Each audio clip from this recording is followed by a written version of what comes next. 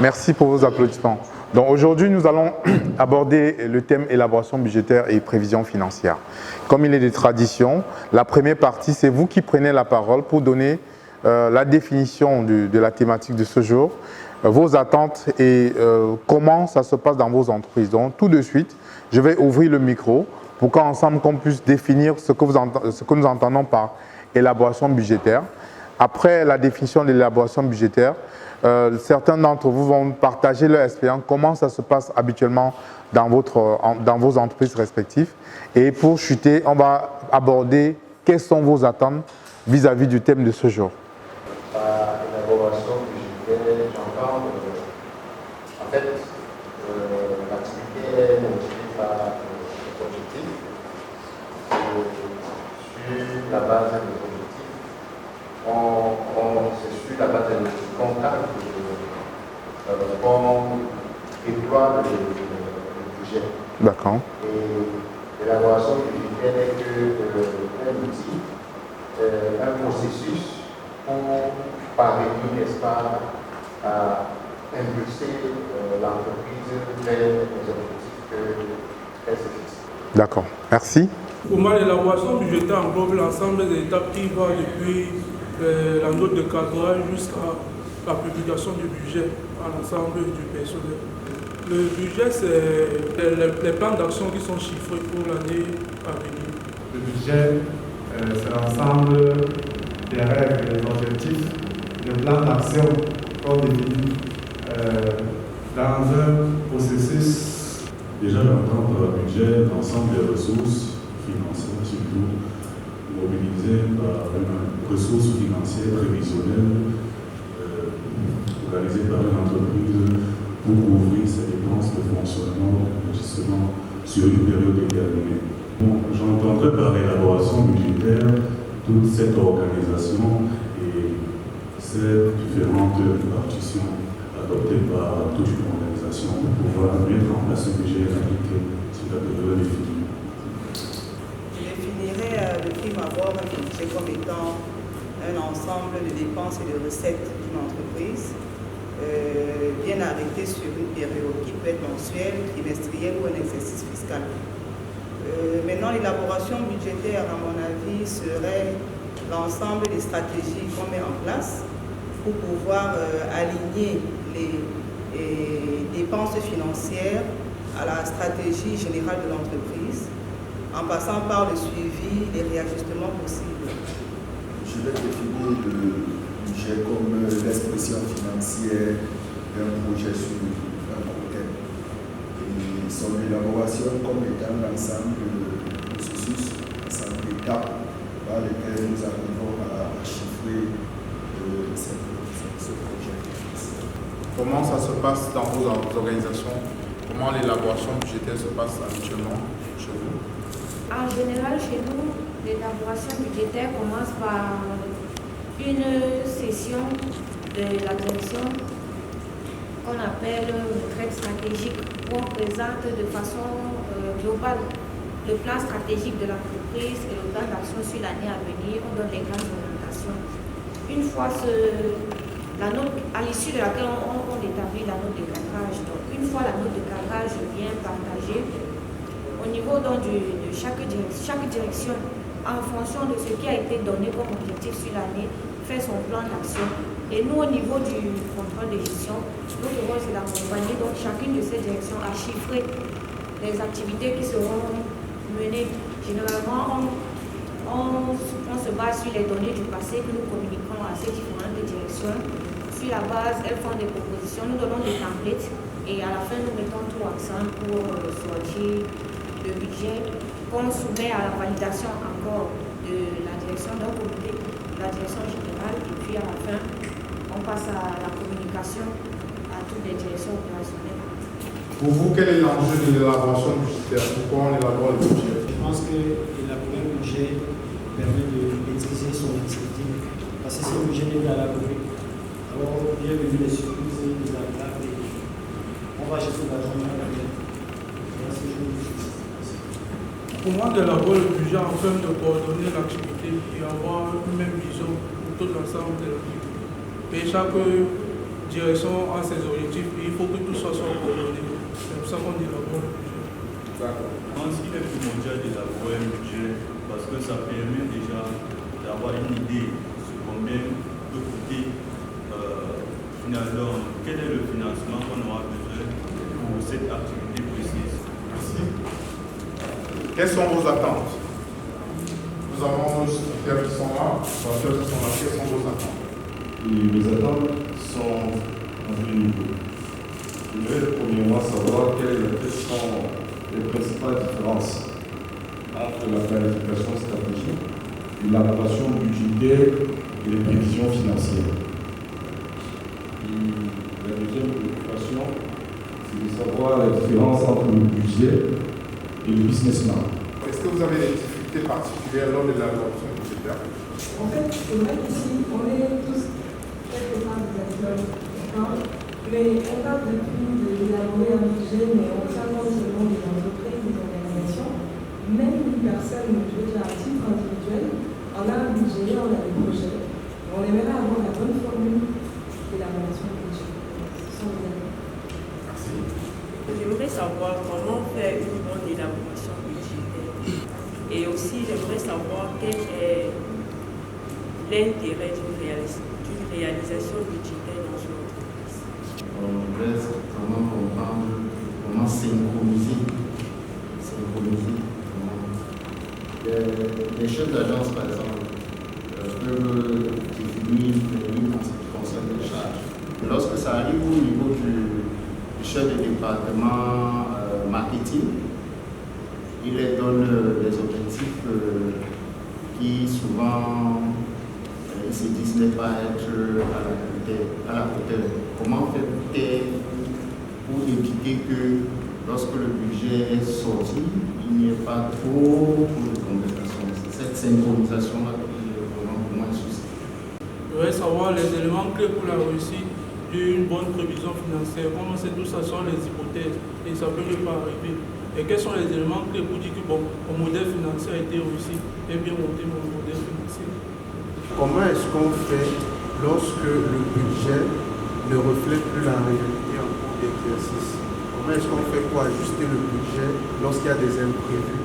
J'aimerais savoir si l'élaboration budgétaire vient à faire une analyse économique ou financière.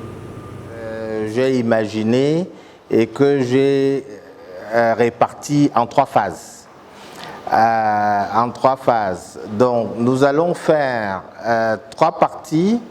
Les trois parties, la première sera consacrée, j'allais dire, au cadre réglementaire de l'élaboration du budget. Parce qu'il y a un cadre législatif, légal, réglementaire, dont on ne parle pas souvent, parce qu'on parle souvent de celui du bilan, parce que derrière, il y a des sanctions.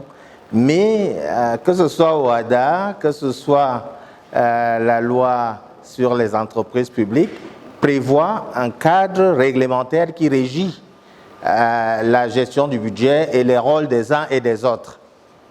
Après cela, nous allons donc engager des échanges sur ce cadre réglementaire, quelques échanges, ceux qui ont des préoccupations. La deuxième partie sera consacrée au processus d'élaboration budgétaire proprement dit. Le processus d'élaboration budgétaire comprenant les acteurs, les process et le calendrier. Et nous terminerons par quelques éléments, je dis quelques éléments parce que c'est tellement vaste. Le cadrage budgétaire peut être tellement vaste pour couvrir l'ensemble des opérations. Donc on va prendre quelques éléments de cadrage budgétaire qui peuvent être, j'allais dire, initiés par la direction générale. Et mon copanéliste prendra la suite avec les prévisions et comment valider tout cela. Alors, je vais, en ce qui concerne les questions qui ont été posées et qui concernent certaines parties de la présentation, je vais, en même temps que je présenterai, répondre à certaines Vous voyez, en vous écoutant, on voit bien des expériences différentes des unes et des autres. Comme certains ont dit, il y a des sociétés commerciales, il y a, madame a dit même des individus qui font le budget, il y a des établissements publics, il y a des projets, et tout le monde n'a pas le même environnement et le même cadre. Comme vous le savez, puisque certains vont des entreprises à d'autres, lorsqu'on monte un projet, un programme sur plusieurs années, il démarre avec son budget sur toute la vie du projet. Il peut avoir 5 ans, il peut avoir 10 ans, 3 ans. Il a un budget de départ sur la base duquel ce qu'on appelle des coordonnateurs de projet vont s'aligner pour faire des budgets annuels. Une société commerciale classique ou un établissement ou une société à capitaux publics, comme vous le savez, légalement, elle a une durée de vie de 99 ans et elle continue après. Mais chaque année, tous les 12 mois, elle a l'obligation d'arrêter ses comptes et d'établir un bilan, le présenter au fisc. Ce n'est que la première année d'existence d'une société, comme vous le savez, qu'une entreprise peut faire un bilan au-delà de 12 mois et sans dépasser 18. De l'autre côté, l'entreprise a aussi une exigence légale de faire un budget. C'est prévu, on ne fait pas assez attention, de faire un budget chaque année. Sauf que le fait qu'il n'y ait pas de sanctions pécuniaires, le fait qu'il n'y ait pas de sanctions financières ni de la part du fisc ni de la part de personne fait qu'il y a une certaine, j'allais dire, négligence de cet exercice-là.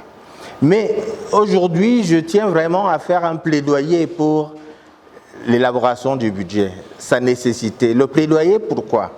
Parce que voyez-vous, le bilan, c'est le bilan. Comme on dit, on récolte ce qu'on a sémé. Lorsqu'on est en fin d'année, alors les comptables prennent toute la place et c'est eux qui sont là sur les bilans nuit et jour, qui ont la prime de bilan aussi. Il n'y a pas de prime de budget, hein, généralement. Est-ce qu'il y a des entreprises là qui font la prime de budget? Il y en a une qui donne une prime de budget, super. Une autre, voilà, ils donnent la prime de budget. Mais la prime de budget, on n'en entend pas parler. On entend parler de la prime de bilan. Et même, la plupart des... j'ai vu ça évoluer dans le temps, hein, avec mes 35 ans de carrière. Il y a une trentaine, vingtaine d'années, on ne parlait pas de prime de bilan pour l'ensemble du personnel de l'entreprise. Mais maintenant, j'allais dire, tous les acteurs de l'entreprise veulent une prime de bilan. Hein, ils disent, nous aussi, on contribue au bilan. Et c'est comme ça que la prime de bilan s'est élargie. Mais le budget reste le parent pauvre. Or, au moment où, c'est quand on fait le bilan qu'on se rend compte qu'on a un déficit, on a une perte, on n'a pas fait le chiffre d'affaires qu'il faut, et qu'on commence à appeler des experts financiers de tous ordres pour essayer de corriger le bilan pour qu'on atteigne les résultats qu'on voulait avoir. C'est bien cela souvent. Or, on ne récolte que ce qu'on a sémé. C'est au moment où on fait le budget, en début d'exercice, qu'il faut fixer les objectifs et les indicateurs qu'on viendra simplement vérifier au moment du bilan pour savoir si on y est arrivé. Donc, je me doutais bien que c'est dans ce cadre qu'on est. Alors, dans la réalisation du budget, il y a l'élaboration du budget, on est dans le cadre, il y a, on va dire, 3 étapes. Il y a l'étape avec des acteurs, hein, je parle des acteurs. Il y a le conseil d'administration, comme vous avez dit, qui intervient dans le budget. Il y a la direction générale et il y a, j'ai dit, l'ensemble du personnel. J'ai pris un certain nombre d'extraits des textes, comme vous le voyez, parce que souvent on ne rappelle pas assez. selon OHADA n'a pas défini en détail, on commence par le directeur général, OHADA n'a pas défini en détail les attributions d'un directeur général. Il dit qu'il représente la société dans tous ses rapports avec des tiers, il assure la direction générale. Évidemment, il exerce toutes les fonctions, sauf celles qui sont dévolues au conseil d'administration. Donc, large. Après, chaque entreprise peut aller dans les statuts préciser ce qu'elle a précisé. Je vous ai pris à côté la loi 2017-011, c'est la loi portant statut des entreprises publiques. Donc ça, c'est l'État. Et vous voyez les attributions du DG, du directeur général, dans cette loi. Elles sont un peu plus précises.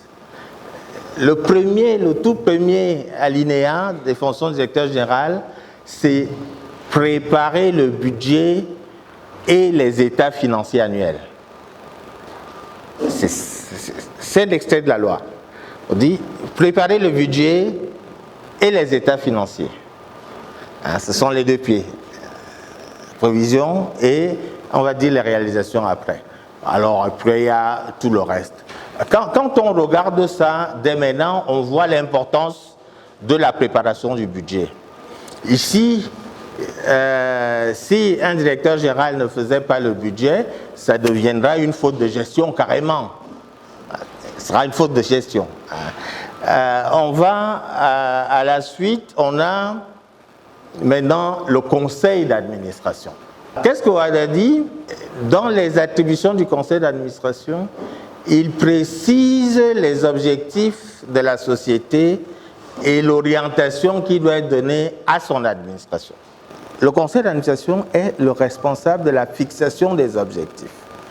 Et il exerce un contrôle permanent naturel sur la gestion et il arrête les comptes de fin d'exercice. Vous voyez, on retrouve encore là ces deux articulations importantes qui sont fixer les objectifs et arrêter les comptes en fin d'année.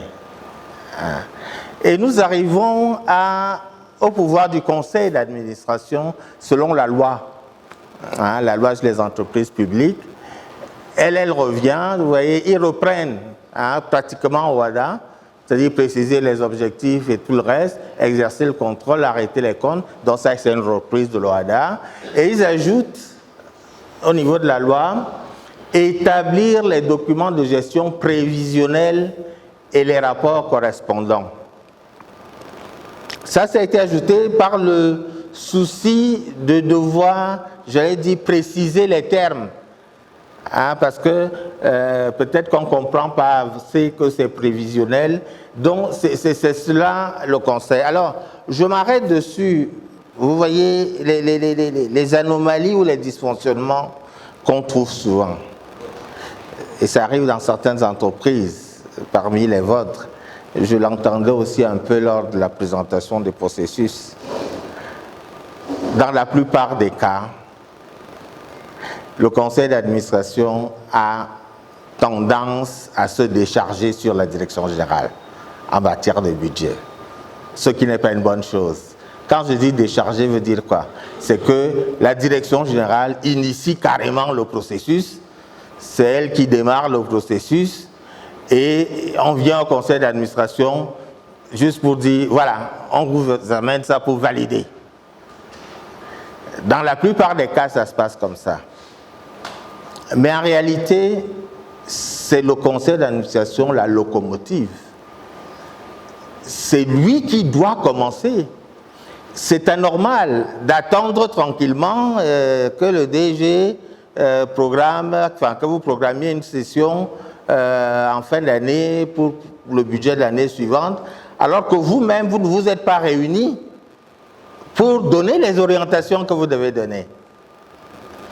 Parce que monsieur parlait tout à l'heure du plan quinquennal. Oui, c'est la meilleure approche d'avoir un plan triennal ou quinquennal. Mais c'est un plan qui est mis à jour chaque année. Ce n'est pas un plan qui reste là. Donc, le fait que ce plan existe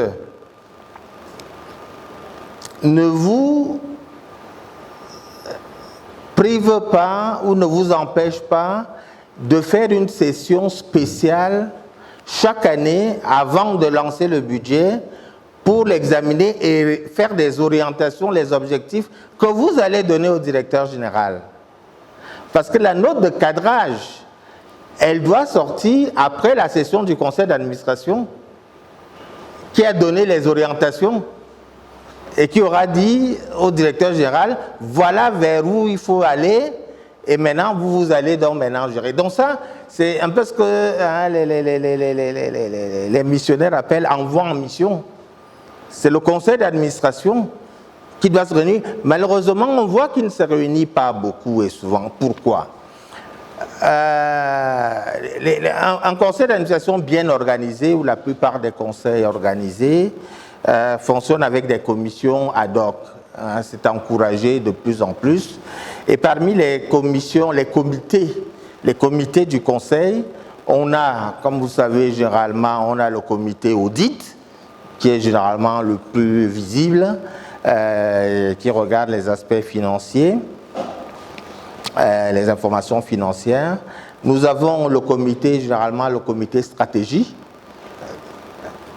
qui est le comité qui fixe les objectifs, justement, qui examine pour le compte du conseil d'administration les objectifs. Et c'est lui qui doit être à la manœuvre lorsqu'on parle de budget.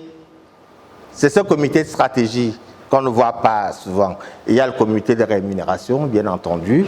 Et en fait, le plaidoyer que je voulais faire là, c'est vraiment de faire en sorte que les comités stratégiques prennent toute leur place dans le lancement des opérations et des processus budgétaires comme, je l'ai dit, entité du conseil d'administration, et parce que c'est eux qui peuvent faire des allers-retours avec le directeur général, vous avez dit, lorsqu'il y a, par exemple, des choses à repréciser. Le faire en plénière, en conseil d'administration, ce n'est pas évident ni facile.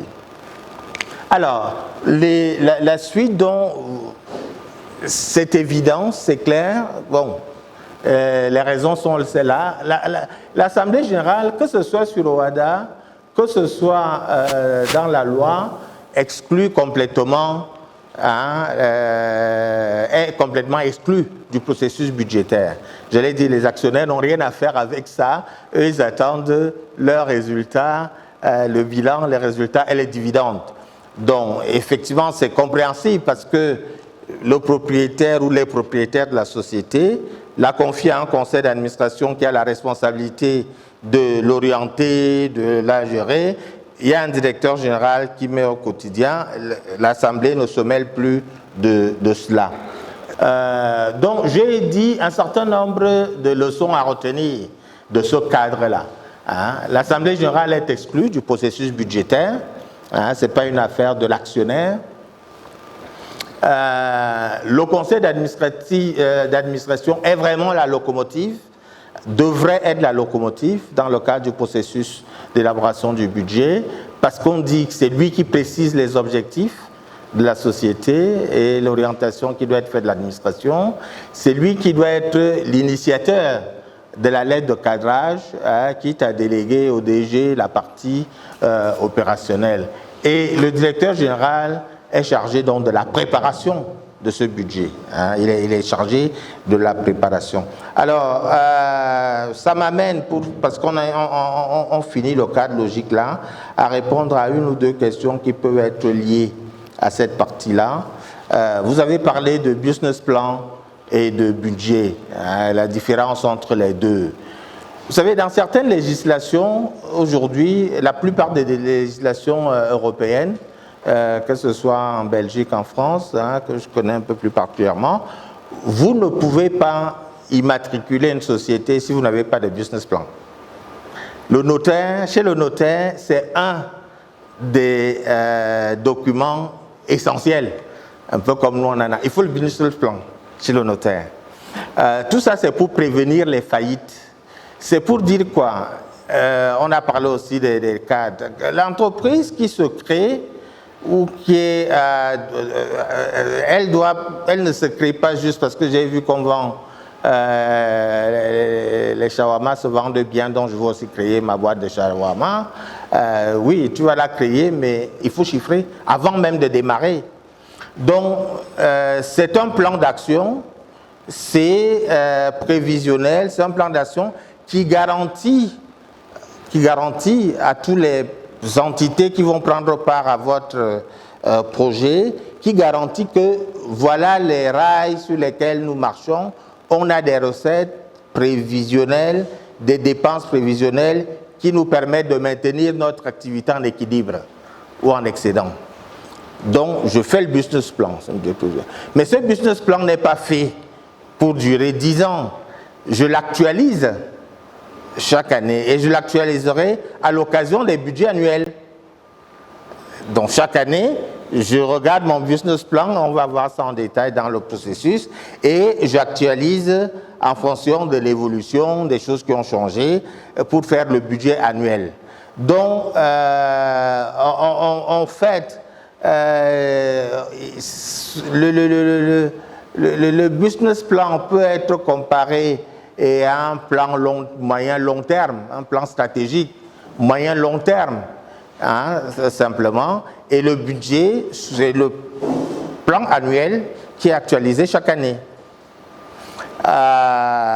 Donc, si on vient, avant de commencer le processus lui-même, je vais m'arrêter peut-être 5 minutes. Si vous avez des questions, des commentaires par rapport à cette première partie du cadre réglementaire de l'élaboration du budget, je vous écoute. Contrôleur de gestion aliments et épices. Bon, moi, ça concerne le cadrage d'investissement.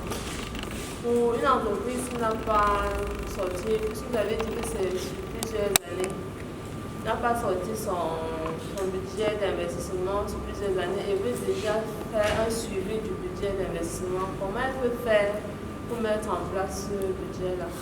C'est Rose Kati Photo de Tanzanie, Cameroun. Merci déjà pour la brillante présentation que nous avons reçue. Maintenant, je disais, le contrôle budgétaire doit nous conduire à la révision budgétaire périodique lorsqu'on se rend compte qu'on ne va plus sur les rails où il y a un événement qui a perturbé les éléments que nous avions prévus dès le départ. Maintenant, ma question est de savoir comment doit se faire cette révision budgétaire une fois qu'on ne peut plus respecter les hypothèses qu'on a faites dès le départ. Nous sommes peut-être à mi-parcours. Est-ce qu'il faut refaire encore une session complète pour refaire notre budget? Je veux dire, comment on fait à ce moment-là, de façon pratique, pour matérialiser cette révision budgétaire une fois qu'à un certain moment, on a évolué, on se rend compte qu'on ne peut plus être en conformité avec ce que nous avions décidé dès le départ. Merci. J'ai souvent entendu dans certaines entreprises disent qu'on ne peut pas réussir le bilan lorsqu'il n'y a pas d'argent. Lorsqu'il n'y a pas d'argent. Alors, je voudrais savoir comment établir, maîtriser son budget lorsque sa trésorerie est tendue. Merci. Je remercie d'abord l'expert pour sa brillante présentation qui nous permet d'être au pas de la gestion budgétaire et de l'élaboration budgétaire. Et compte tenu du fait que le processus d'élaboration budgétaire sont centrés, comme vous avez bien dit, au niveau de la direction générale, du conseil d'administration et autres. Puisqu'il n'a aucune connaissance dans cela, j'aimerais bien savoir, dans ce type d'entreprise, qui est censé s'en occuper du processus d'élaboration budgétaire. Est-ce la comptabilité ou bien est-ce le contrôle de gestion? L'instrument que l'État également pour amener les entreprises à établir. J'aimerais comprendre pourquoi est-ce que lorsque les commissions aux comptes, généralement pour la validation des comptes en fin d'année, ils demandent généralement pas les budgets.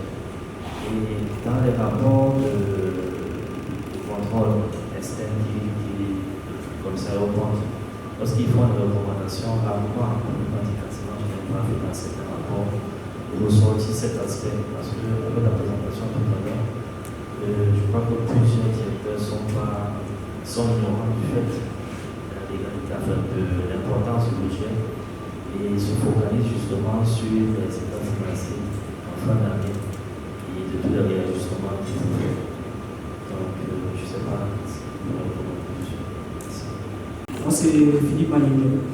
Nous sommes dans une économie un peu plus pour les PME, dans les petites et moyennes entreprises. Et vraiment, nous jeunes, quand on cherche soit de l'emploi et tout, et ayant un background, vraiment, et qu'on se retrouve face à des chefs d'entreprise qui ne se limitent qu'à la comptabilité basique et qui ne cherchent pas à explorer. Et qu'est-ce que je peux bien dire dans un chef d'entreprise? Que, ok, moi je peux gérer le volet budgétaire, le volet contrôle de gestion. Quels sont les arguments pour l'amener à comprendre le bien fondé et de ne pas seulement se limiter à la comptabilité? Merci. C'est un gentil contrôleur de gestion budgétaire interne du groupe SABC. Alors, Monsieur Okala, nous avons parlé, vous avez parlé dans votre exposé du budget comme étant une exigence légale. Et nous avons mis en évidence le fait qu'il n'y avait pas de sanctions adossées à l'absence du budget ou bien les sanctions n'étaient pas appliquées. Alors, je m'interroge sur les raisons de l'absence de sanctions. Est-ce que les sanctions ne sont pas appliquées parce que cette exigence n'est pas clairement formalisée? Alors, évidemment, ici, nous ne pouvons parler que des adaptations que l'entreprise doit faire dans l'environnement Covid. On ne va pas parler des soutiens que l'État et les autres pourraient faire pour aider l'entreprise. Hein, je vais écarter ça parce que on n'aurait pas les éléments suffisants. En fait,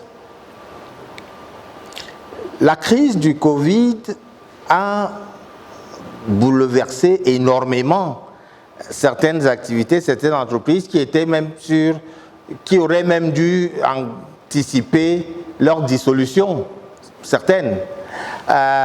Et c'est pour cela, ça va simplement me dire que quoi, quand des problèmes de cette nature arrivent, la veille que doit faire une directeur générale, la direction générale et le conseil d'administration sur ces affaires est de voir quel est l'impact. La première question est quel est l'impact ou quel va être l'impact de cette affaire sur nos activités et sur nos prévisions. Puisque nous avons pour certains les plans quinquennaux, pour certains triennaux, et nous avons même le budget de l'année. Donc la première question et les premiers, j'allais dire les états généraux que l'entreprise doit se faire, malheureusement on a tendance à attendre, voir quels seront les effets dans notre entreprise. Mais sans anticiper, or vous savez que c'est en anticipant qu'on a la possibilité d'infléchir le cours des choses. Moi, vous vous rappelez, en mars 2020, qu'on a vraiment commencé à parler sérieusement de la Covid et ses effets, on a pris les premières mesures au Cameroun. En février, j'étais à une conférence d'un réseau en Tunisie, en février 2020, et c'est à ce moment-là, on était début février, que moi je me suis dit, ah, cette histoire de Covid va être sérieuse. Pourquoi? Parce que j'étais avec des confrères français qui étaient paniqués, on a fait plusieurs réunions, et certains avaient des clients dans l'événementiel. Et avaient pris des clients qui avaient pris beaucoup de dettes en fin 2019 pour des événements qu'on avait commencé à annuler. Et tout le mois de janvier, février, c'était d'aller voir avec ces entreprises comment on fait par rapport aux endettements et aux événements qu'on est en train d'annuler.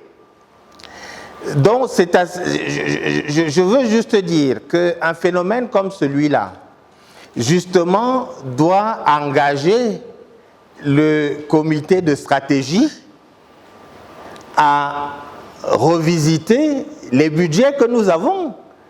Parce que ça arrive alors qu'on a fait les budgets, on a voté les budgets en décembre. En février, mars, on sait déjà que ça ne va pas tenir la route. Mais peu d'entreprises ont, j'allais dire, mis en branle le processus qui permet de réviser les budgets. On a attendu que l'année finisse, mais ce n'est pas la bonne approche.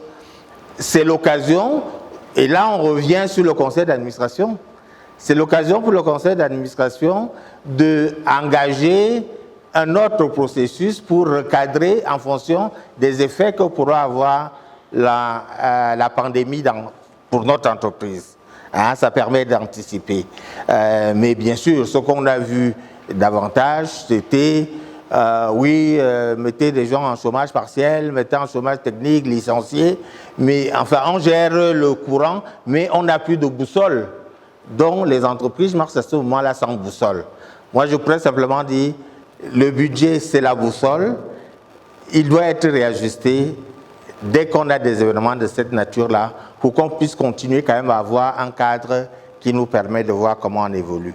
Alors lorsqu'on a un nouveau marché, bien entendu, si nous avons un nouveau marché au courant de l'exercice et qui n'était pas, d'abord, je vais dire deux choses. Nous avons dit les orientations stratégiques prévisionnelles. Avoir un nouveau marché qu'on n'a pas prévu 5 mois plus tôt, 6 mois plus tôt, vous conviendrez déjà que c'est une anomalie. Sauf s'il s'agit d'une opportunité qui n'existait pas du tout, elle nous tombe dessus comme cela. Hein? On nous dit, on a des marchés. Alors à ce moment-là, si c'est vraiment un nouveau marché et qu'il a un impact significatif dans nos activités, il ne faut pas simplement attendre la fin d'année pour constater qu'on a fait 150% du budget prévu. Il faut engager une opération de révision du budget. Il faut réviser le budget. Hein? On peut le faire. Il faut réviser le budget parce que c'est suffisamment important et parce que ça va demander une mise en mouvement des moyens peut-être qu'on n'a pas prévus. Alors, madame, les entreprises... Non, OHADA, c'est pour les entreprises privées. OHADA. Donc, c'est pour ça que j'ai mis chaque fois OHADA et puis la loi pour les entreprises publiques. Donc, tout ce qui a été dit sous OHADA, de toute façon, c'est l'obligation des entreprises privées. Et en cela, il faut se dire, OK, c'est OHADA qui indique, hein, voyez-vous, chaque fois qu'on a parlé d'OHADA, qui veut les processus, enfin, les objectifs budgétaires, c'est pour les entreprises privées.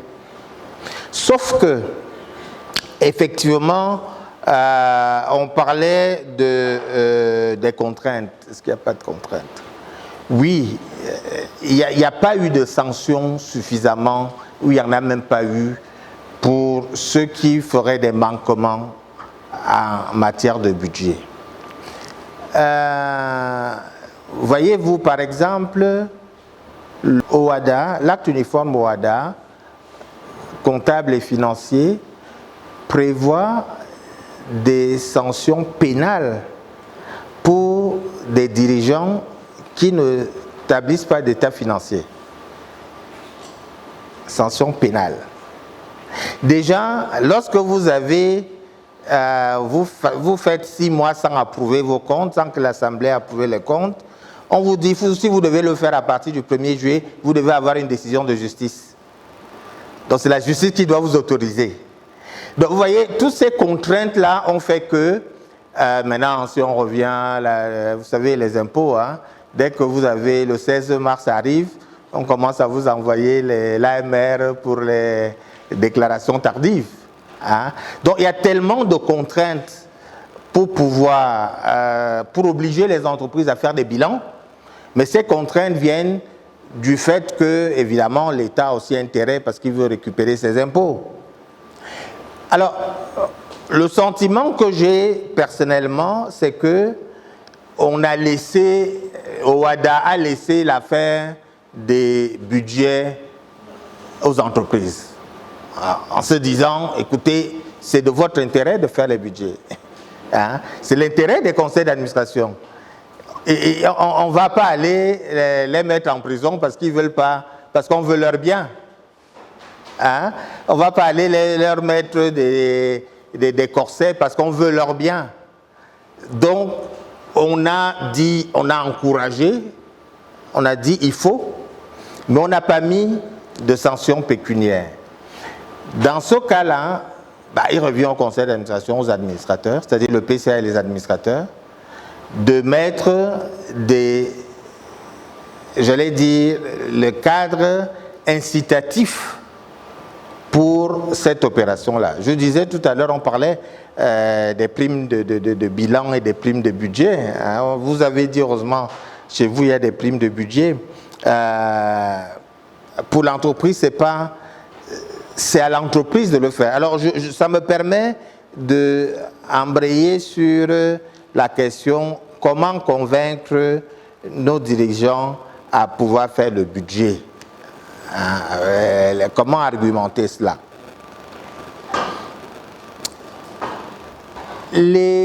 En tout cas, pour toutes les entreprises, et on ne le fait pas assez, le budget ou le processus budgétaire, c'est vraiment l'occasion dans une entreprise, j'allais dire, de débattre de nos activités, de nos performances, de nos contre-performances. C'est vraiment le moment où on discute sur notre entreprise, parce qu'avec les éléments. Le bilan, non. Quand le bilan sort, c'est juste après pour l'approuver et payer les impôts. Hein? Ça n'intéresse pas tout le monde. Le budget n'est pas de faire une liste des chiffres, de recettes, et une liste des dépenses qui vont avec. Non, ce n'est pas que ça. Je veux dire, c'est la résultante. Le budget, c'est les activités que nous allons faire, les moyens que nous allons y mettre. On doit déjà avoir ces activités et puis maintenant, on doit dire comment on les fait et le chiffrage vient après. Donc, tout cela est important.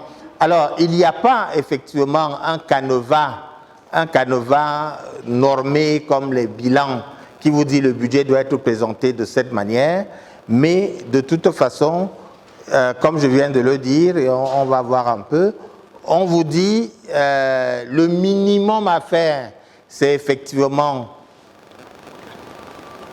j'allais dire les plus paresseux, c'est prendre la nomenclature de la comptabilité, hein, c'est ce qu'ils appellent budget intégré à la comptabilité. Hein, on a des logiciels ou CG d'autres où on peut faire le suivi budgétaire et comptable simultanément.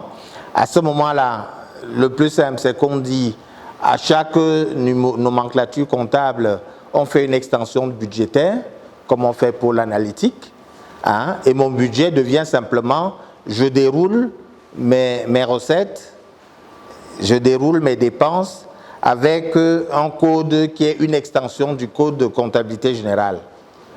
Et je remplis les prévisions. L'avantage là-dedans, c'est que au moment du suivi des réalisations, ça va être plus facile parce que je vais enregistrer la comptabilité et j'aurai le budget que j'aurai rentré en début d'exercice, hein, avec ce code budgétaire que j'aurai donné. Ça, c'est le minimum à faire. On peut le faire. Le plus complexe, c'est quand on évolue en budget programme, c'est-à-dire je pars de mes tâches, de mes activités. Là, je risque d'avoir évidemment une nomenclature qui est différente de celle de la comptabilité générale. Et après, je fais des liens entre les deux. Vous savez, les commissaires aux comptes, comme ils indiquent toujours dans leur rapport, leur rôle, ils viennent pour certifier vos comptes. Donc, les États sont fidèles et tout le reste. C'est ça leur métier de base, leur métier. Mais ils disent, hein, et c'est écrit dans leur rapport. Pour y arriver, on est amené à évaluer un certain nombre de systèmes, de processus de contrôle interne, de procédures, sans que ce soit une évaluation de votre organisation. Hein, ils préviennent que ce n'est pas une évaluation globale de votre organisation, mais on le fait quand ça peut avoir une incidence sur les comptes. Et à ce moment-là, je vous garantis, y compris le vôtre, les aspects budgétaires, ils regardent. S'il y a un problème vraiment qui a pu... Alors, ils vont le mettre où? Pas dans le rapport sur les états financiers, mais dans le rapport à la direction générale, le fameux management letter. Hein? Quand vous allez aller dans le management letter, il est probable que vous trouviez des aspects qui concernent le budget là-dedans, si jamais ça a eu un impact quelconque.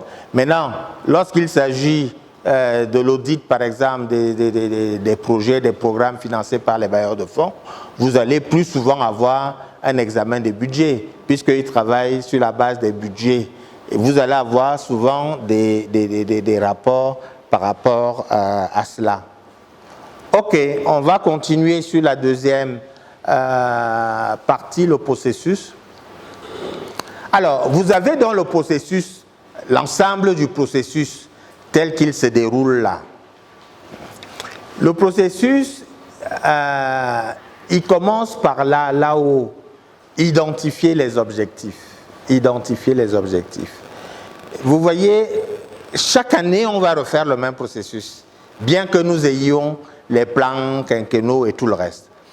Et on va tenir compte de la situation. Alors maintenant, le conseil, comme je disais, il dit, quels sont les objectifs que nous nous fixons pour l'année qui va commencer? Dès qu'on a ces processus-là, puisque c'est une opération, c'est itératif avec la direction, dès qu'on a déjà, au cours d'une session avec le directeur général, dit voilà un peu nos ambitions, qui peuvent être, à ce moment-là, nous on n'a pas besoin de savoir si on a les moyens de les réaliser. Hein? On dit seulement, nous on veut ça. Et il revient à la direction générale d'aller travailler, avec le congrès de gestion, pour analyser la situation interne et externe, l'environnement. Hein, on parlait de Covid, on parlait d'autres choses. La direction va donc aller regarder, analyser la situation. Quels sont les éléments qui peuvent nous aider à atteindre cet objectif et quels sont les éléments qui peuvent nous empêcher de l'atteindre. Donc on fait une analyse de la situation. Et après cette analyse de la situation, on va donc à déterminer les objectifs opérationnels. Et c'est lorsqu'on arrive sur ces objectifs opérationnels qu'on doit absolument faire intervenir tous les acteurs. Quand je dis le personnel, hein, vous parliez de vos agences, de vos directions et tout le reste, parce que en cette matière-là, c'est vraiment l'approche down to top. Il est généralement malvenu et mal indiqué que la direction générale fixe à la place des opérationnels des objectifs, j'allais dire d'une manière jupitérienne. Au bout des bouts, c'est la direction générale puis le conseil d'administration qui vont arrêter les objectifs. Mais laissez que les opérationnels, eux déjà, vous disent ce qu'ils peuvent réaliser en fonction des moyens qu'ils ont et de l'environnement qu'ils connaissent. Ce sont des propositions, certes, mais ça doit venir de la base. Il faut que ça vienne de la base. Le PPBS est une notion anglo-saxonne parce que, en fait, la notion de Planning, Programming, Budgeting System, c'est venu des États-Unis, en fait. Hein, les Français ont pris ça, enfin l'Europe a pris ça vers les années 60 et nous vers les années 2000. C'est un tout, vous voyez. Planification, programmation, budgétisation. Aujourd'hui, c'est vrai qu'on parle davantage de la budgétisation qui est la budgétisation annuelle. Mais une budgétisation annuelle sans une planification au départ, donc une planification de moyen terme, une programmation, j'allais dire, ne peut pas être sérieuse, fiable. Parce qu'on ne réfléchit pas chaque année à la nouvelle situation. Il faut avoir une vision. Donc la planification, c'est la vision. C'est la vision stratégique de long terme. Et après, on la recoupe sur 2-3 ans et on budgétise chaque année. Et là, les rôles sont définis comme on était dans la boucle. Tout le monde participe. Et surtout la dernière partie, donc tactique budgétisation, là, tous les, je l'ai dit chefs de service, mais ça ne s'arrête pas là. Hein, je l'ai dit jusqu'aux collaborateurs, les gens seront impliqués dans la réalisation du budget. C'est vraiment, c'est toute l'entreprise qui est mobilisée dans l'affaire. Hein, depuis la base, la direction générale et maintenant les administrateurs. C'est une affaire de tout le monde. Et si les gens le font bien, ça mérite plus une prime que le bilan, le budget, parce que ça implique tout le monde. Et quand on a, ok, la suite. Alors, il y a quand même, là maintenant dans la partie opérationnelle, il y a un séquençage. On dit, c'est vrai, faire le budget lorsqu'on est déjà dans la partie budget, c'est comme on reproche à Macron d'être en même temps, de faire en même temps, mais dans le cas du budget, c'est en même temps. On est obligé de faire en même temps. On est obligé de faire en même temps. C'est-à-dire, voyez-vous, l'idée généralement, l'idée admise, comme on dit souvent, le patron des budgets, c'est le budget des ventes, c'est le budget des chiffres d'affaires. Pourquoi? Parce que tu ne peux dépenser qu'à concurrence de ce que tu vas gagner. Hein? Tu ne peux pas commencer à faire des budgets de charges et de dépenses sans savoir combien tu vas gagner, non? On est bien d'accord. Donc, bien qu'on fasse en même temps, la première, le budget vraiment qui nous permet de donner le là, c'est le budget commercial, c'est le budget des ventes. Parce que on va se dire, ok, là, l'année prochaine, il y a des nouveaux marchés, il y a ceci, il y a cela, les budgets vont augmenter de 10%, de 20%, de 30%. Les autres éléments ou les directions qui vont devoir réaliser ces objectifs-là vont commencer donc à prêter les budgets qui correspondent. Quand on sort des ventes, nous avons le budget de production. Parce que dès qu'on a déjà fixé l'objectif des ventes, il faut maintenant fixer l'objectif. Il faut produire ce qu'on veut vendre. Hein? Maintenant, on a le budget de production. On est à mesure de estimer le budget des investissements. Parce que dans la production, peut-être qu'il nous faut des outils ou des moyens ou des équipements de production additionnels.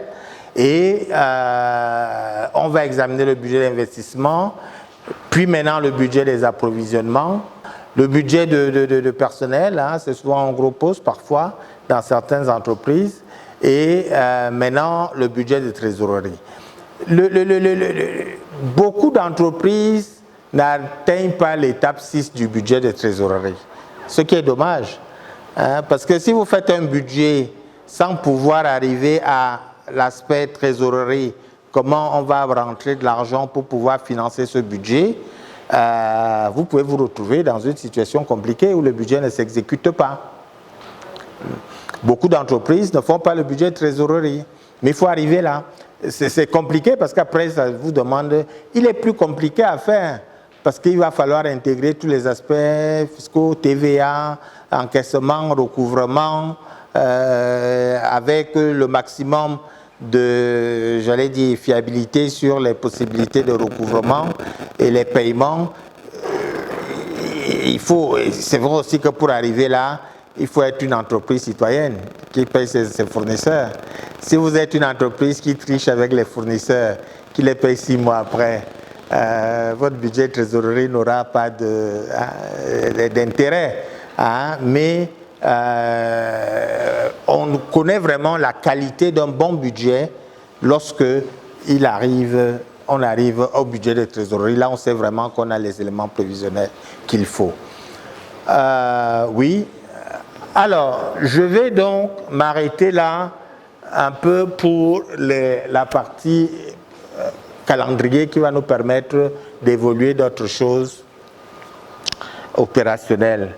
À ce jour, quelles sont les entreprises qui ont déjà démarré le processus budgétaire? Quelles sont celles qui n'ont pas encore démarré? Hein? Pour l'exercice 2022, oui. Moi, je sais, vous savez, hein, il y a même des entreprises, en juin, juillet, ils n'ont même pas encore le budget de l'année en cours. Hein? Elles n'ont pas. Elles vont au bilan. Elles vont au bilan. Hein? Elles n'ont pas de budget. Puisqu'il n'y a pas de contraintes, elles vont au bilan. Mais ça, c'est quelque chose de très dangereux. Imaginez, on peut reprocher, je suis toujours sur les arguments là maintenant, et mon plaidoyer, on peut reprocher tout ce qu'on veut à nos gouvernements, à nos gouvernants, nos chefs d'État, ou je ne sais pas quoi. Imaginez un seul instant que le mois de décembre finit, le 31 arrive et le Cameroun n'a pas de budget. Les parlementaires n'ont pas voté un budget. Vous pouvez imaginer ça? Hein? Ce serait exactement comme si on arrive le 30 et les fonctionnaires ne peuvent pas encore passer au guichet. En fait, ça devrait être la même chose pour les entreprises. La note de cadrage, celle du président de la République, elle est toujours 1er, 2, 3, 5. C'est entre le 1er et le 5 septembre. Entre le 1er et le 5 septembre, même s'il vend une neuve, elle va tomber. Elle va tomber pour que les gens commencent à travailler. Et maintenant, le gouvernement va prendre tous les retards qu'il faut, mais la session de décembre, les députés vont être en train d'attendre. Même s'il reste 3 jours avant la fin d'année, ça va arriver même à 2 h du matin. Même à 2 h du matin, ça arrivera parce qu'il faut que le 30, le budget soit déjà là. Alors, quand on regarde le processus, vraiment, pour moi, ce processus démarrer en septembre, c'est bien. Le faire démarrer à partir d'octobre, on commence déjà à être en retard. Si on veut passer par toutes les étapes, il vaut mieux commencer vraiment au plus tard au début octobre. S'il y a une nouvelle que vous pouvez amener à la maison, à la société là-bas, c'est dire là où on était là, on nous a dit vraiment, si en début octobre on n'a pas commencé, on n'est pas des bons élèves. On n'est pas de bons élèves. Alors, on commence par quoi? On commence donc par la fixation des objectifs. Mais ce que je dis là concerne y compris les PME. Hein. J'ai dit tout à l'heure au WADA, dit que les actionnaires sont écartés du processus. Mais dans des PME, on voit dans plusieurs cas les propriétaires, donc actionnaires, qui cumulent les fonctions de dirigeants opérationnels, qui sont en même temps que leur conseil les administrateurs et même les DG. À ce moment-là, il doit assumer tous ces rôles-là, y compris ceux de DG et d'administrateurs. Ce n'est pas parce qu'il n'est pas, il est actionnaire qu'il ne va pas le faire. Donc, la première partie, ce serait ça. Alors, on diffuse la note de cadrage et vraiment, le minimum qu'il faut, quelle que soit la taille de l'entreprise, c'est 1 mois pour collecter et traiter ces informations et des données. Ça veut dire quoi? Ça veut dire des canevas. Généralement, l'entreprise, comme certains l'ont dit là, quand on donne la note de cadrage, les services savent qu'est-ce qu'ils doivent atteindre, mais les services n'ont pas toutes les informations sur les prix des choses, les références des choses. Et c'est en cela que le contrôleur de gestion est une pièce essentielle pour aider les autres à formuler et à chiffrer leurs besoins. Ce n'est pas qu'ils font et les autres, et lui, il va tout chiffrer, non. Il les aide à chiffrer avec toute la base de données qu'il a, des prix et autres. Et maintenant, les choses vont changer selon le type d'organisation. Les choses peuvent changer. Je parle de ça pourquoi? Parce qu'effectivement, vous savez, il y a ce débat de plus en plus aujourd'hui pour la place du contrôleur de gestion dans l'organigramme. Est-ce qu'il est rattaché au DG? Est-ce qu'il est rattaché au directeur financier et comptable? C'est un débat qui prend de plus en plus d'ampleur. Et il y a évidemment du pour et du contre dans chacun des deux cas. Évidemment, pendant longtemps, on a toujours pensé qu'un contrôleur de gestion auprès du DG lui donne plus de pouvoir et de force et de hauteur pour pouvoir arriver à travailler, à obtenir les données au niveau des structures pour lesquelles il doit sortir la performance, le degré de performance et des résultats. Ça lui permet aussi de rendre compte directement au DG des éléments qu'il a pu obtenir. Ça reste des avantages. Mais de l'autre côté aussi, dans ce processus où on est, un contrôleur de gestion qui est attaché au directeur financier, il va être très opérationnel dans la partie élaboration du budget. Parce qu'ils ont les données, son patron c'est le directeur financier, la direction générale, dès que les orientations sont faites, vraiment, elle sait que la direction financière pilote le processus avec le contrôleur de gestion. En comptant. Bon, maintenant, je ne vous donne pas ma position. Je dis, il faut que... Donc, on a mis le contrôle de gestion là. Le contrôle de gestion est vraiment un pivot dans l'affaire parce qu'il doit même aider les structures opérationnelles à formuler leurs besoins, puisqu'après, c'est lui qui doit aussi voir les résultats, le niveau des résultats, les performances et les autres indicateurs, tout le reste. Alors, après cela, la consolidation des données, oui, c'est essentiellement les deux bonhommes. Parce que quand on a déjà récolté tout ce qui vient des services, pour mettre en forme,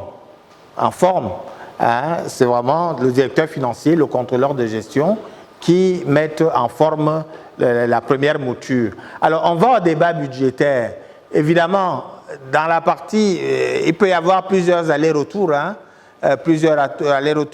mais ces débats budgétaires sont vraiment très importants. C'est l'occasion où, la seule occasion dans l'année que le directeur général a, j'allais dire, de discuter avec ses directeurs respectifs sur la manière dont se déroulait l'année, les difficultés qu'ils ont, comment réajuster, si on veut que ces gens repartent avec des objectifs à mettre en œuvre pour l'année suivante. C'est vraiment là que tout va se passer. Donc, ça nous permet, nous sommes déjà généralement à 9 mois d'exécution, ou 8, ça nous permet en même temps de parler de l'année écoulée jusqu'à maintenant et de mieux préparer l'avenir dans l'année prochaine. Après tous ces débats, on arrive à l'élaboration finale, puis au conseil d'administration qui va adopter, et enfin, on va notifier le budget pour sa mise en place. Qu'est-ce qu'on va trouver dans la note de cadrage? Ces 4 éléments, on doit les trouver. On a l'environnement économique global.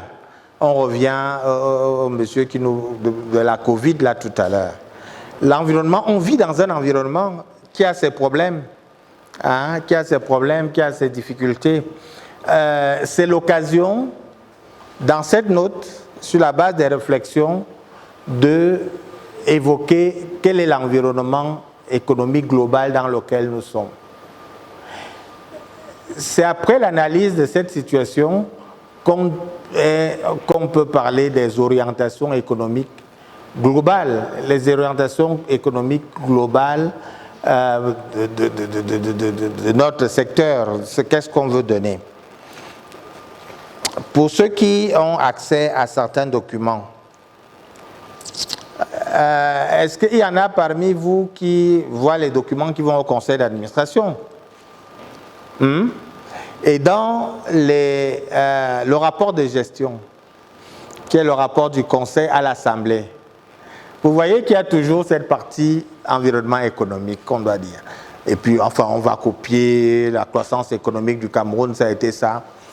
Ben, on l'a, mais je l'ai dit, c'est tellement moins important pour le bilan que pour le budget. Parce que quand on vient exiger ça dans le rapport de gestion, le bilan, l'année est même déjà finie. C'est juste pour rendre compte. Mais il est important de savoir ça avant. Parce que c'est avant que ça peut avoir les impacts sur nous. Donc, les gens qui vont faire le budget, y compris dans votre société, y compris dans votre PME, informez-vous quand même de la situation macroéconomique et de la situation de votre secteur. Évitez de faire des augmentations de chiffre d'affaires, je vais dire, surréalistes. Même si je sais que je risque de faire 40% de plus parce que la concurrence n'est plus aussi forte que je pensais, allez-y quand même par cascade. Commencez par remonter de 20 avant de dire qu'on va arriver à 40.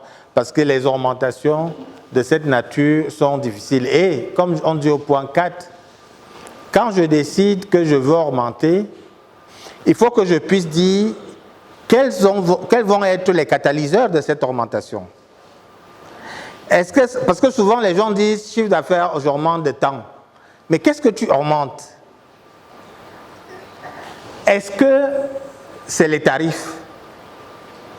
Parce que parfois on dit même j'augmente de temps en baissant les tarifs, ce qui devient un peu bizarre. Est-ce que je vais augmenter mon chiffre d'affaires par le changement des tarifs? Est-ce que ce sera parce que j'aurai de nouveaux marchés qui arrivent, donc je dis c'est nouveau marché? Est-ce que c'est parce que j'ai eu de nouveaux produits? Donc il faut que mes catalyseurs soient expliqués. Parce que c'est ça aussi qui va permettre aux commerciaux et aux divers services de faire leur plan d'action. Parce que le prix augmente, parce que ceci, parce que cela. Mettre à jour ces études de marché. Vous savez, on a toujours les études de marché qu'on a fait au début, comme je disais, de la société, et on a tendance à les garder, ils sont même déjà poussiéreux, mais on continue à les utiliser, peut-être parce qu'on veut... Non, il faut les actualiser. Il faut les actualiser, et à l'occasion de l'actualisation, on peut arriver à trouver des choses. Et maintenant, enfin, il faut penser aux moyens qu'on doit donner aux commerciaux. Je ne peux pas avoir retiré les voitures aux commerciaux ou bien ne pas avoir réparé celles qui sont tombées en panne depuis 2 ans et dire qu'il faut qu'ils augmentent le chiffre d'affaires de 40%. Il y a tous ces éléments-là dont il faut tenir compte. Cadrage des investissements. Je voudrais déjà dire une chose. Quand je parlais des gens qui n'ont pas, à qui il reste très peu de temps pour faire le budget, vous imaginez, certains types d'investissements ne se financent pas sur un exercice. Ça se finance sur plusieurs exercices. Donc, ce n'est pas à l'occasion du budget annuel que je vais me mettre à faire mon programme d'investissement. Non. Mon programme d'investissement pluriannuel doit être là. Et je l'ajuste maintenant pour la partie qui concerne l'exercice. D'où l'importance de faire de la planification stratégique. Parce que pour les investissements, si j'ai décidé des augmentations de chiffre d'affaires du fait de l'augmentation de la production et qu'il me faut de nouveaux équipements, l'analyse que je vais en faire n'est pas une analyse qui s'inscrit dans un seul exercice.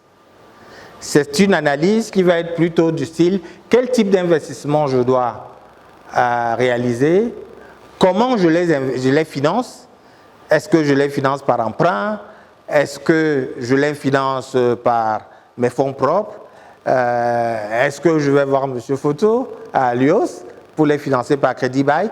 Mais vous voyez, c'est de la réflexion. Et cette réflexion, je la fais avec mon comité de stratégie du conseil d'administration. Et puis, on sait donc que, par exemple, cette année, je sais qu'on avait déjà dit qu'on va financer tels investissements. Ceux-ci, c'est ceux de l'année 2022. Alors, je vais les prendre et je les insère. Mais si je n'ai pas tout ça chaque année, je vais devoir recommencer les réflexions à zéro. Donc, après, nous avons les approvisionnements. On ne peut pas vendre et gagner de l'argent si on n'a pas acheté au bon prix. On ne peut pas vendre si on est en rupture de stock. Or, toutes ces choses sont possibles. Et à l'occasion de mon budget, où j'ai déjà fixé mes objectifs de chiffre d'affaires, je dois m'assurer que j'ai une planification de mes approvisionnements et de mes achats qui ne me posera pas de problème. Et parmi ces choses-là, il s'agira, de vérifier que j'achète au bon moment, au meilleur prix possible, mais tout ça vient des négociations. Vous voyez, nos amis qui vont commencer à faire leur budget en novembre, quel temps vous allez avoir pour discuter avec vos fournisseurs stratégiques sur les prix de l'année prochaine? Quel temps pour ceux qui font souvent la publication dans les journaux pour demander que les gens puissent apporter les dossiers et les cotations, je ne sais pas quoi. Quel temps vous allez avoir pour analyser tout ça? Vous n'aurez pas beaucoup de temps. Hein? Or, il faut aller jusqu'à ce niveau de détail. Est-ce que je maintiens mes fournisseurs? Est-ce que je vais les mettre en concurrence? Est-ce que j'ai de meilleurs prix qui peuvent m'être proposés chez d'autres fournisseurs? Tout ça, je suis dans mon processus budgétaire. Je suis dans mon processus budgétaire. Et est-ce que je suis sûr que les gens vont me livrer dans les délais qu'il faut? Je dois pouvoir, au bout de tout cela, faire quoi? Définir les quantités, définir les modalités d'approvisionnement. Tout ça doit aboutir au plan de passation des marchés. Alors, on parlait de format de budget. L'objectif n'est pas que le format de budget, c'est de préciser tout ça. Combien, y compris les PME, ont des plans de passation de marché? Très peu, et ce n'est pas normal.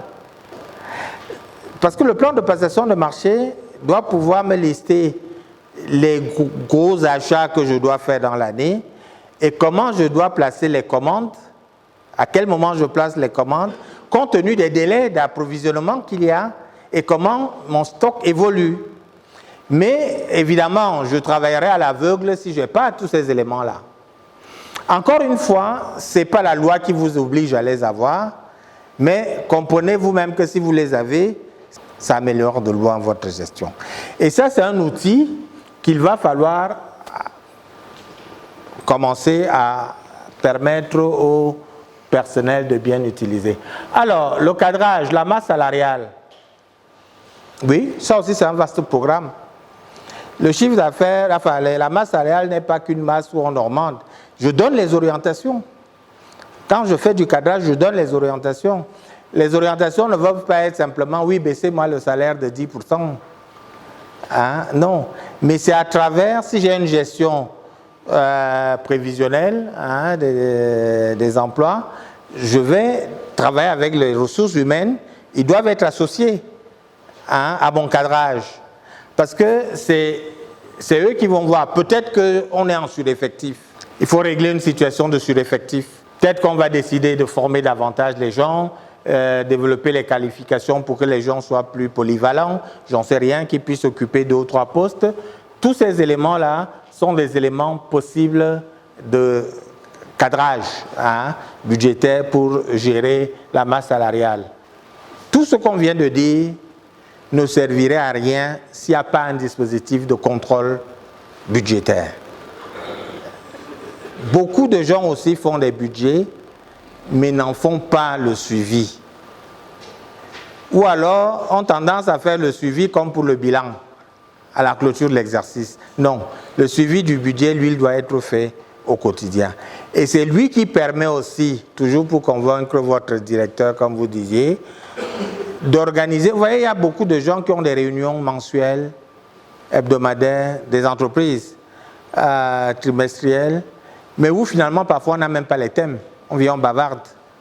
On n'a rien à se dire, mais on sait que, comme on doit se voir tous les mois, on commence à parler des choses inutiles. Or, le budget, si on décide, imaginez qu'on décide de faire un suivi mensuel, que chaque mois, on a un état d'exécution. Mais c'est suffisant pour faire des réunions.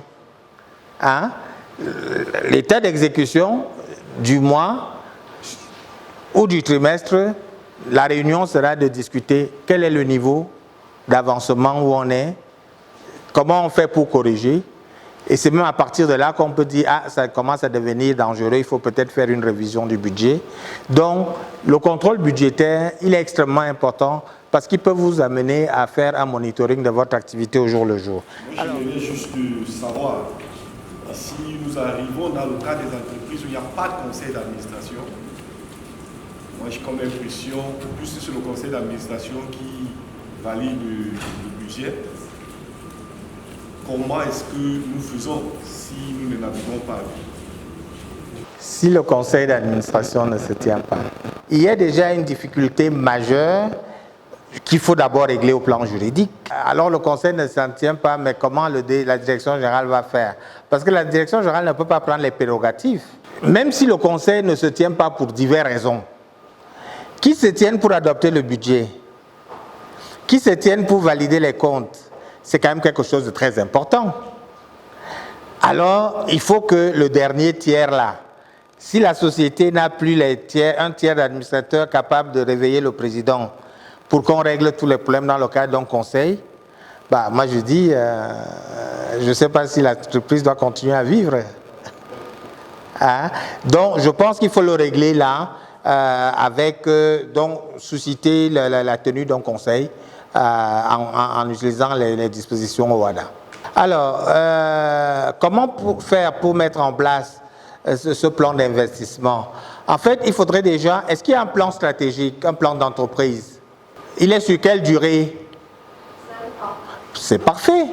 Il faut déjà aller voir ce qui avait été prévu dans le plan sur 5 ans. Quand je dis ce qui avait été prévu, mais ce qui avait été prévu en relation avec les investissements, c'est quel type d'investissement, comment ça va être financé, fonds propres, bail, emprunt, et quelle est la rentabilité que je veux avoir. Bref, puisque mon plan d'investissement doit avoir tout ça. Modifier un budget ou réviser les budgets, je dois utiliser la même procédure que celle qui a permis de mettre en place le budget. C'est-à-dire, je dois repartir au conseil. Maintenant, je ne vais pas aller au conseil pour des difficultés que j'ai eu à mettre en place quelque chose. Parce que j'ai fait 10-15% d'écart. L'objectif n'est pas... Non, j'avais des objectifs, je dois les atteindre. Normalement, je dois attendre la fin d'année pour aller... Au courant de l'année, je peux réajuster. Mais s'il y a des événements extérieurs, exceptionnels, qu'on n'avait pas prévus, soit en termes d'opportunités, comme nouveau marché, on nous disait, soit en termes de le Covid est arrivé, on a voté le budget en décembre, le Covid est là en mars, ça change toutes nos hypothèses. Donc, c'est la direction générale qui doit à ce moment-là saisir le président du conseil pour dire il y a des éléments dans le budget qui peuvent plus être atteints pour telle et telle raison et qu'il suggère une révision. Et en cela, deux cas peuvent suffire. Le conseil d'administration peut lui dire « Ok, faites donc et amenez-nous les propositions ». le conseil peut aussi se réunir lui-même et dire, compte tenu de cette affaire, voilà les nouvelles orientations qu'on fait pour corriger. Mais on ne corrige pas un budget n'importe comment ni n'importe quand. Il faut que ce soit vraiment quelque chose de significatif et d'exceptionnel qu'on n'a pas pu maîtriser ou envisager avant. Comment maîtriser le budget quand la trésorerie est tendue? C'est ça le problème. Il y a des gens qui ont de grandes ambitions, mais sans les moyens. Le budget va venir traduire des ambitions folles, mais il n'y a même pas le carburant pour mettre dans la voiture pour aller chez le client. Ça devient compliqué, il ne faut pas demander l'impossible aux gens. C'est pour ça que je disais tout à l'heure, c'est important d'aller jusqu'au budget de trésorerie. Parce que quand vous faites votre budget, vous arrivez au budget de trésorerie, vous allez voir qu'il n'y a pas l'argent pour faire, ça va se voir. Les recettes encaissées, non. S'il n'y a pas l'argent, parce que le dirigeant, quand l'argent arrive, lui il prend, il va mettre dans sa tontine personnelle, ça devient une autre affaire. Là, ça devient une autre affaire. Là, il empêche d'exécuter le budget. On ne peut pas l'exécuter. Qu'est-ce que vous voulez vous dire?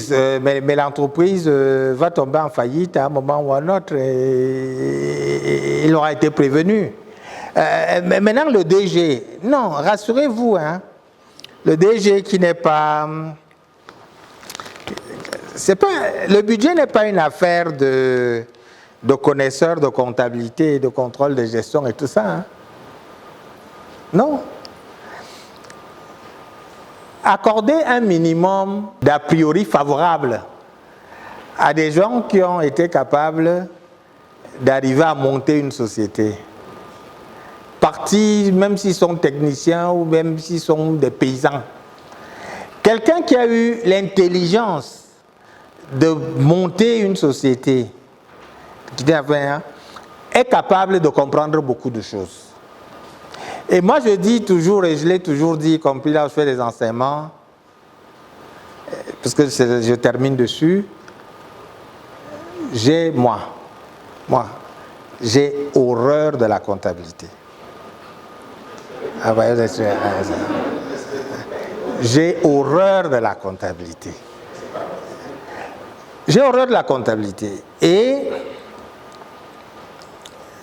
parce qu'en fait, et j'ai souvent dit, y compris aux confrères, à un moment quand il y avait la bagarre là, on empêchait les comptables agréés de venir faire les DSF, tout ça. Je sais que aujourd'hui, les logiciels sont tels que même si tu as le bac A, tu peux tenir un logiciel, tu sors les bilans. Est-ce que je veux aller faire l'expertise comptable pour venir me battre à faire les comptes? Hein? À sortir les bilans? Au contraire, il faut même laisser les gens là faire ça. Laissez-les les faire. Vous voulez aller discuter, eux peuvent faire un bilan même à 50 000 ans. Vous voulez aller discuter ça?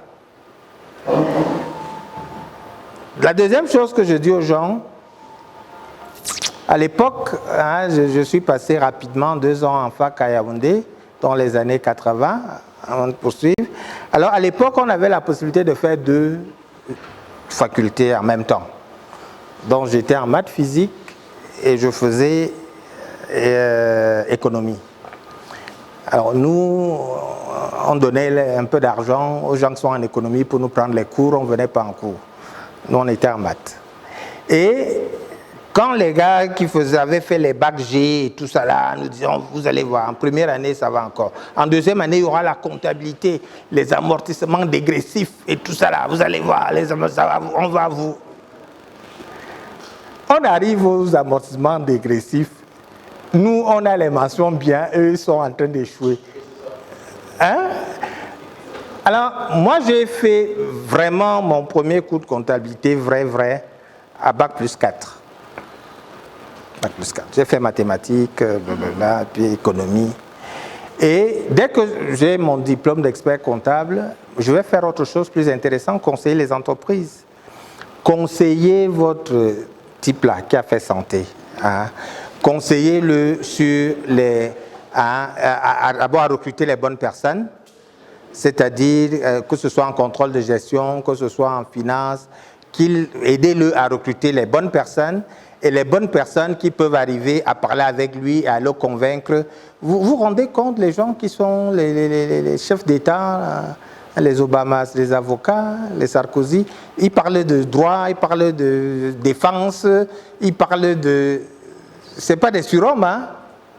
C'est parce qu'ils s'entourent des gens qui peuvent les aider, les soutenir, leur expliquer des choses et ils font confiance. Si maintenant ils sont têtus et qu'ils ne veulent pas comprendre, tant pis, ils vont mourir.